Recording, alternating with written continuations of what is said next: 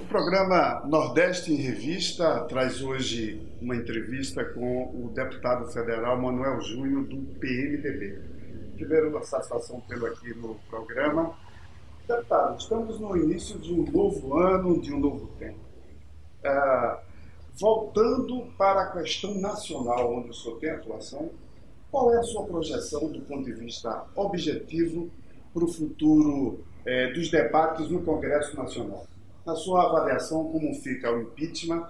Progride, não progride? Como fica o Eduardo Cunha? O senhor acha que ele será punido ou não será punido? Qual a sua avaliação neste início de ano de 2016? Bom, inicialmente agradecer a você esse espaço privilegiado, que é justamente estar aqui no WSCom, né, bebendo, contemplando as informações, e você, nada melhor do que você para ter a informação real, precisa e instantânea. Você sempre foi assim, um desbravador dessa área, não é por nada que você me chama e eu lhe chamo de periscópio, porque atinge justamente o seu objetivo de capturar a mensagem pontualmente.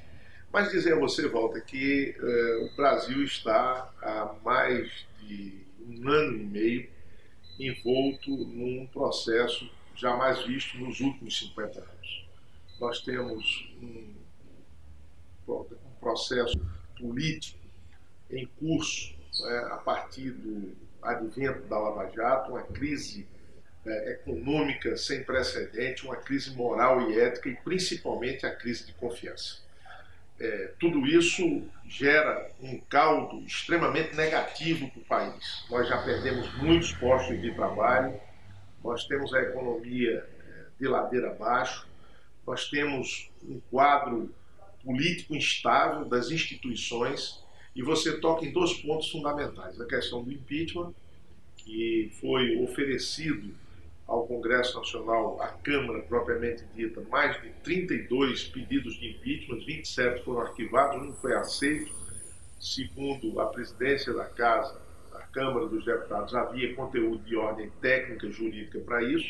Obviamente isso vai ter uma análise do ponto de vista legal, a acusação, defesa, para que a comissão especial possa justamente ao final referendar se pró ou anti-impeachment. E também a Casa passa por um momento de fragilidade, com o presidente da Casa denunciado na questão da Lava Jato, tendo o Conselho de Ética o poder, né, e o dever de fazer um julgamento político daquilo que foi apresentado como denúncia, que é, de um lado, na denúncia, o recebimento de propina ou de recebimento indevido de recursos do Petrolão. E o segundo, que o presidente da Casa possa ter mentido na CPI da Petrobras.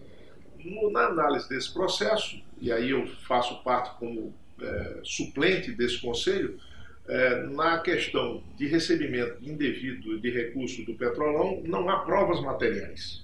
Ou seja, não existe prova material naquilo que foi oferecido ao Conselho de Ética. Na questão de ter mentido na CPI da Petrobras, realmente o deputado Eduardo Cunha disse não ter conta no exterior.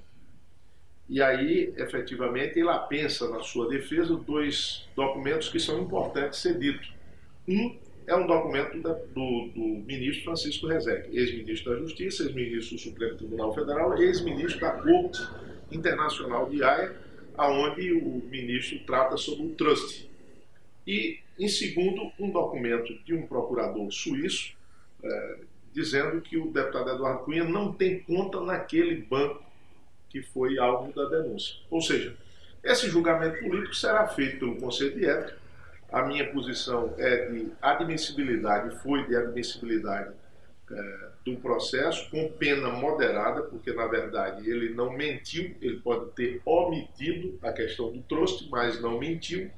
E o meu parecer lá, se tiver que votar, vai ser o voto pela condenação moderada do deputado Eduardo Cunha, até porque nós temos na Câmara dos Deputados exemplos muito graves.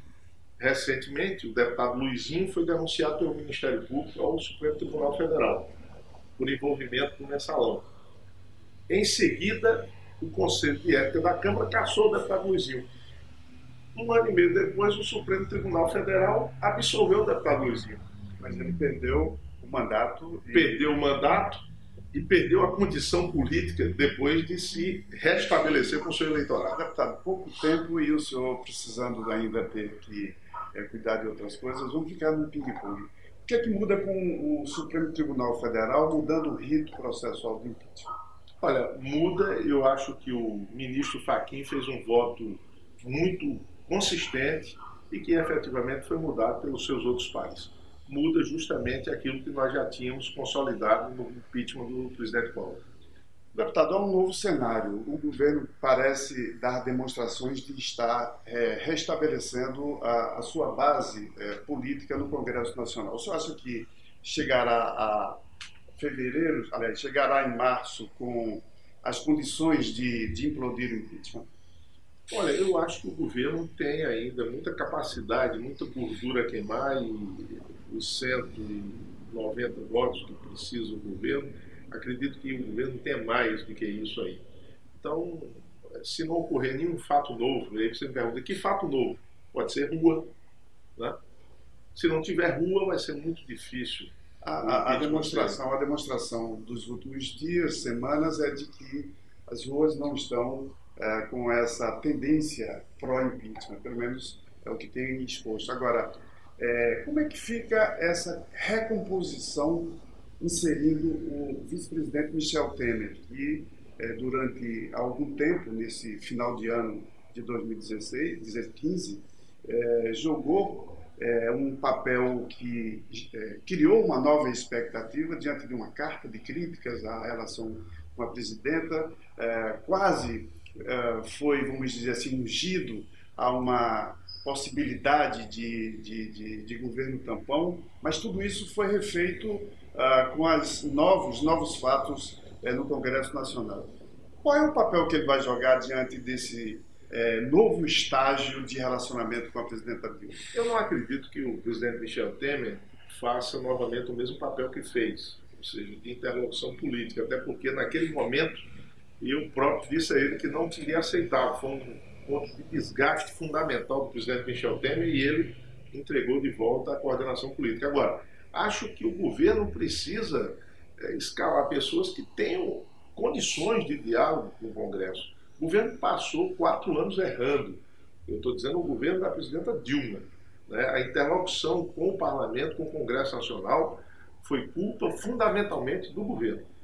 Deputado, a projeção que se tem diante dos dados e os números recentes é de que Jacques Wagner, o ministro da Casa Civil, ele gerou uma nova fase de entendimentos com a base aliada e com o Congresso.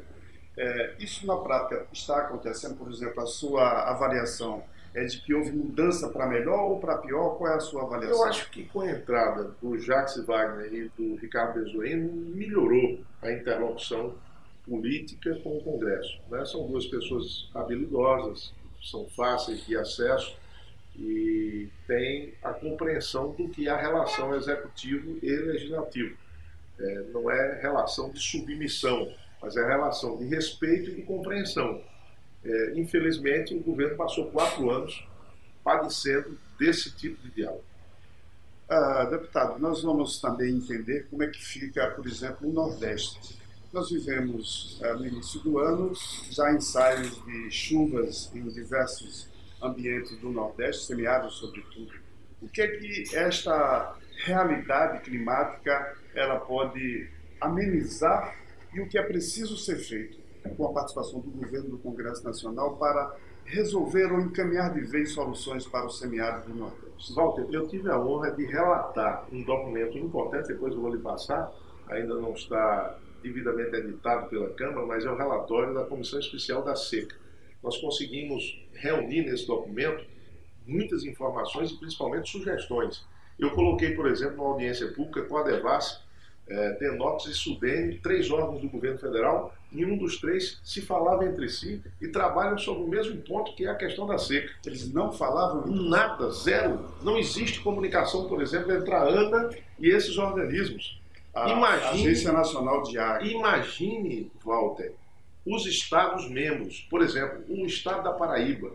O que o Estado tem feito em relação aos municípios da região do semiárido.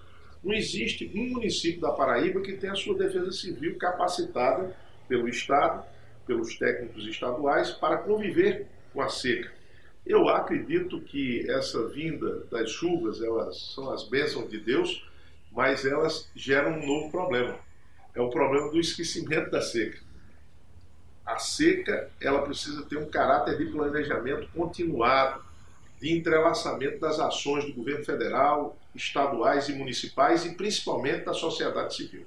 Deputado, mas há uma ação que ela deverá se efetivar, pelo menos é isso que projeta o governo, que é a conclusão do que se convencionou de projeto de transposição. Não é transposição, é revitalização das bacias, mas denominou-se transposição, até 2017.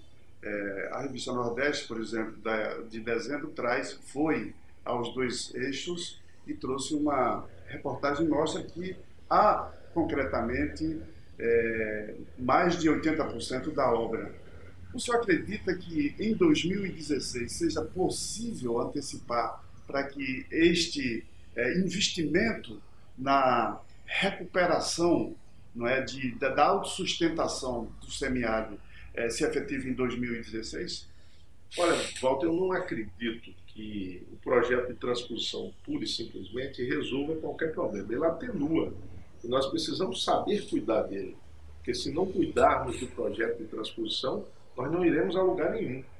O Brasil é o celeiro de água potável do mundo. Nenhum outro país tem a quantidade de água potável, bem verdade que mal distribuída, porque nós temos o semiárido ainda sem, efetivamente, uma solução sustentável. Mas eu acredito que a obra da transposição, se ela for e tiver caráter continuado, se ela estimular outras obras de interposição de bacias, nós iremos com certeza, por mais de um tempo aí de 50 anos, resolvermos os problemas de falta d'água e principalmente da racionalização da água e dos recursos hídricos na nossa região. Deputado, eu queria falar sobre João Pessoa, onde há concretamente um projeto seu de disponibilizar seu nome para a disputa, para a prefeitura. Seu posicionamento no Congresso Nacional a partir de fevereiro, março, será alinhado com a base do governo? Será uma posição de independência ou de oposição? Eu tenho demonstrado nas votações apoio ao governo que o PMDB faz parte. Efetivamente, votei em muitas matérias contra o governo por uma questão de consciência. Agora, a partir de então, nós vamos nos posicionar de acordo com o PMDB. Aquilo que o partido decidir, o meu partido decidir, nós vamos acatar e vou encaminhar da forma como a maioria determinar. A liderança, como é que o senhor projeta a disputa agora? Nós temos uma retomada, né, nós temos na liderança do PMDB, o Pisciani está lá, nós temos um compromisso assinado, que nenhum líder será reconduzido sem 2/3 homologarem isso aí, talvez possa ser dissolvido esse entendimento. Se for dissolvido, o Pisciani irá para a disputa, senão ele terá que ter um candidato. O importante é que a bancada do PMDB esteja unida. É nessa direção que eu irei trabalhar. Está difícil, tá?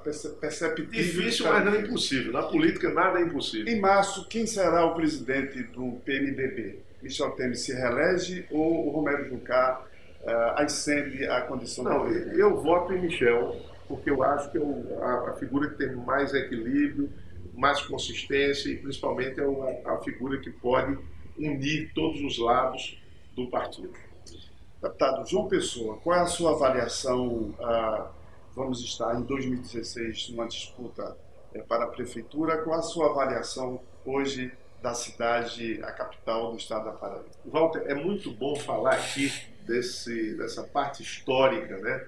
Aqui nós estamos próximo da Rua Nova, que foi a primeira rua, né, da nossa querida Filipéia, a General Osório, que é a Rua Nova, o Walter complementou, e tomando justamente respirando esse ar aqui, da onde João Pessoa iniciou, do Sanhauá em direção à praia, nós queremos dizer a você que João Pessoa carece de muita coisa. Nós temos problemas na área da saúde, nós não temos uma saúde eficiente nem no município, nem do estado da Paraíba. Temos problemas gravíssimos, né, de diagnóstico, de exames complementares, de internações prolongadas nos hospitais da cidade, de falta de atendimento nos postos de saúde, de falta de medicamentos nos postos de saúde.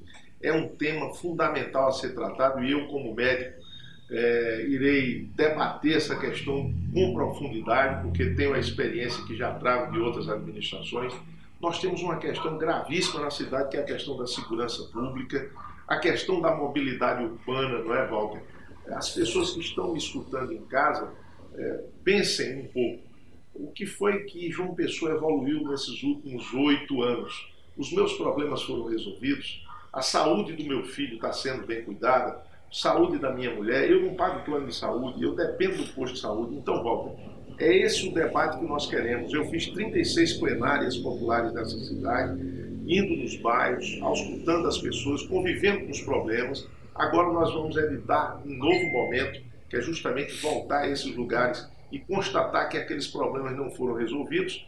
E aí, efetivamente, nós queremos construir uma aliança política consistente, uma aliança política que possa apresentar um projeto execuível, decente, não miraculoso, para a cidade de João Pessoa. O que é que lhe assegura, e sobretudo para quem nos acompanha, que o senhor tem a melhor proposta no trato dos problemas de João Pessoa?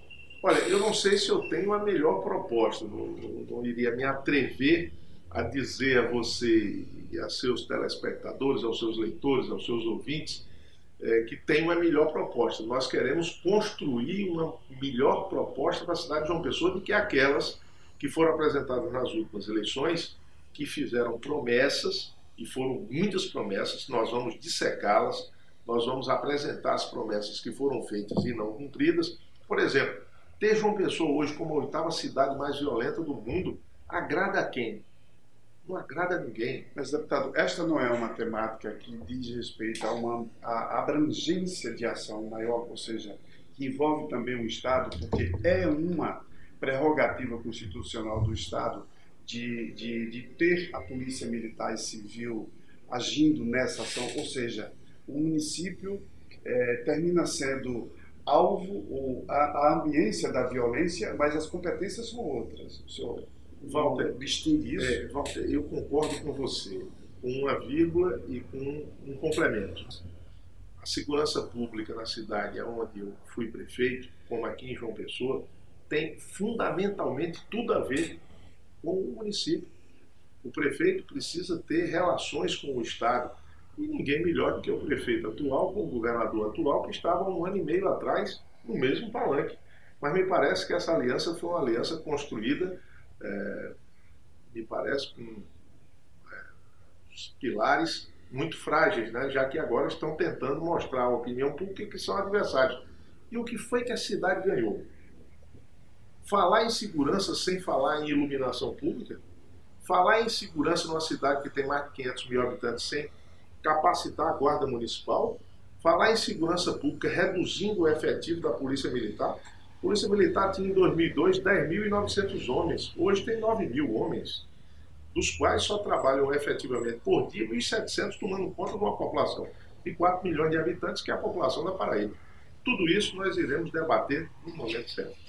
Deputado, concretamente, como o senhor pretende tratar a aliança com Cássio Cunha Lima, do PSDB, como é que é essa relação, e com os demais partidos, sabendo que o PTB trabalha na perspectiva de lançar o Nilson Filho, deputado federal, também como candidato. Como é que é essa articulação envolvendo os partidos que vão ser decisivos? Essa aliança será decisiva? Walter, eu costumo fazer política com 2 atributos fundamentais: verdade e correção. Ou seja, esses partidos terão no deputado Manuel Júnior, no pré-candidato Manuel Júnior, no presidente do PMDB de João Pessoa, a possibilidade de confiar num projeto político que tenha continuidade, que tenha reciprocidade. Quem achar que vai fazer aliança com o deputado Manuel Júnior, com o PMDB de João Pessoa, para tirar proveito de ordem pessoal, esqueça. Mas nós iremos fazer um projeto, conversando com o PSDB de Cássio, em quem votei nas últimas eleições, inclusive destoei do meu partido, mas isso, efetivamente, não há de mim, nem do meu partido, nenhuma cobrança do PMDB de João Pessoa, que ficou com o Cássio. Não há cobrança nenhuma, já disse isso publicamente, quero repetir. Nós queremos construir com o PSDB, com o PSC, né, com o PTB de Wilson Filho, guardando o respeito que eu tenho, um jovem brilhante, né, parlamentar, tem contribuído fundamentalmente para a Paraíba, lá no Congresso Nacional. O Wilson, que é filho do nosso amigo Wilson Santiago, foi candidato a senador, é uma figura extraordinária, me relaciono muito bem com ele, respeito a candidatura dele, mas nós iremos, no momento, ter que discutir, e se porventura ele viabilizar a candidatura dele, parabéns. Se o PSDB viabilizar alguma candidatura, também parabéns. Mas se não, vamos tentar estar juntos já no primeiro turno, com outros partidos como o PP, como o PR, como o PROS e outros partidos que possam se somar nessa aliança que será, sem dúvida nenhuma, vitoriosa. Para concluir, o senhor admite que possa existir, por exemplo, um instrumento da pesquisa de opinião pública como um fator que possa definir o melhor nome envolvendo esses partidos e seja então ungido para liderar, ser candidato dos partidos citados agora pelo senhor? Sem dúvida nenhuma, Walter. Eu não tenho nenhuma dificuldade com pesquisa. Inclusive, eu confio nas pesquisas e acho que ela é o retrato daquele momento. Efetivamente, se você tira o retrato do pé, você não mostra o rosto. Na hora que você tira o retrato do rosto, você também não mostra o pé. Pesquisa é basicamente isso. E nós, acho que é um instrumento importante para a gente definir isso aí. Nós temos pesquisas quantitativas, nós temos pesquisas qualitativas que direcionam. Eu que já fui, no passado, pré-candidato em 2004, tive que recuar para fazer uma composição a pedido do meu partido. Fui vice-prefeito do atual governador e todos sabem, em 2012 eu era pré-candidato também, tive que recuar. Foi Maranhão candidato, nós o apoiamos, infelizmente não foi vitorioso. Dessa vez eu acho que chegou a minha vez. E se o senador Maranhão e o PMDB vão me garantir, sem dúvidas, a legenda para que o senhor seja candidato? Nesse particular não existe dúvidas, né?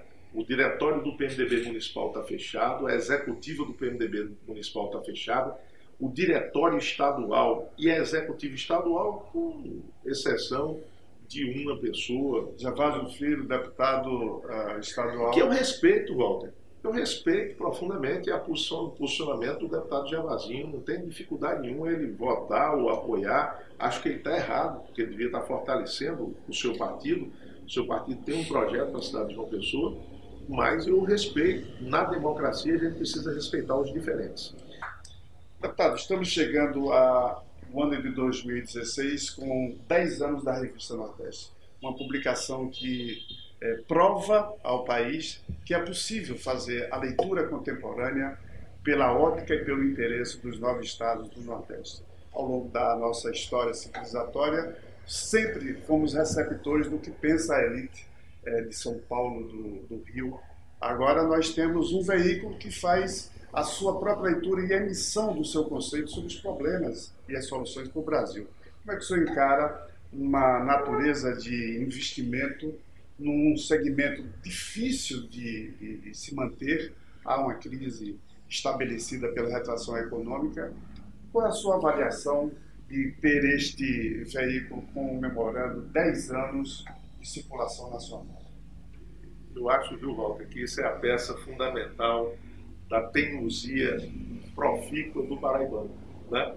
É uma revista de alta qualidade, nós somos leitor assíduo da sua revista, e quando estou em Brasília, porque ela chega no meu gabinete, esse mês eu vou receber aqui, como já recebi pessoalmente de você, mas não obstante ler também outras revistas de circulação nacional, essa revista tem conteúdo, né? A gente lê as matérias, elas têm profundidade. E nós nos orgulhamos muito de sermos paraibanos e termos esse instrumento que não é um instrumento da Paraíba, é um instrumento do Brasil. Você está de parabéns, eu espero que Deus possa lhe ajudar e ajudar a sua equipe para continuar justamente esse trabalho importante em favor da comunicação do Brasil e do nosso Estado. Bom, chegamos ao final de Revista em Debate, aqui no WSCom, no grupo WSCom. Nós vamos voltar com novas entrevistas e desde já agradecemos a sua audiência.